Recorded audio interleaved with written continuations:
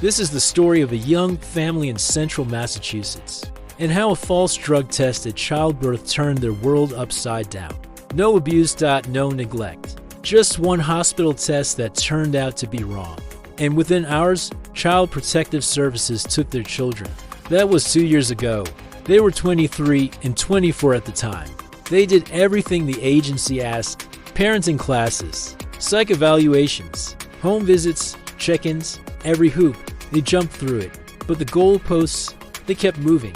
Now the caseworkers are demanding domestic violence classes. Even though there's no history of violence, they're digging into the father's juvenile record, even though it should have no impact on his parenting today. And what did the court appointed lawyer tell them? Because you don't have money, this is what's going to happen. No support, no justice, no end in sight. But here's the part you're not supposed to hear. This is happening all across America. And in many cases, it starts the same way, with a false drug test.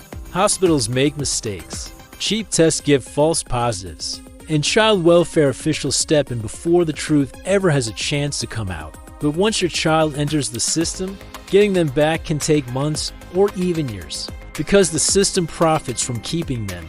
Under Title 40 of the Social Security Act, states receive federal money for every child placed into foster care.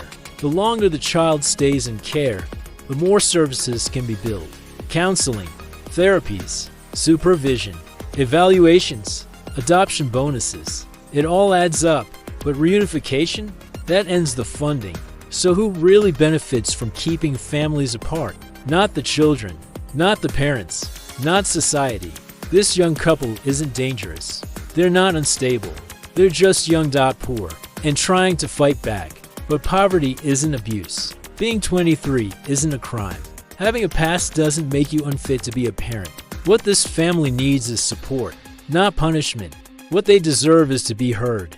And if this makes you angry, it should. Because this isn't just one family's fight.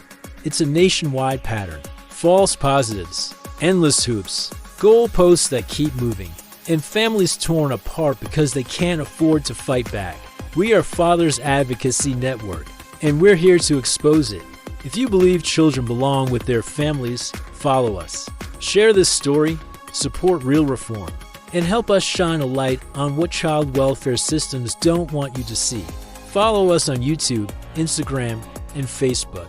Search Fathers Advocacy Network or visit fathersadvocacynetwork.com, because no child should grow up in foster care just because their parents were too poor to be believed.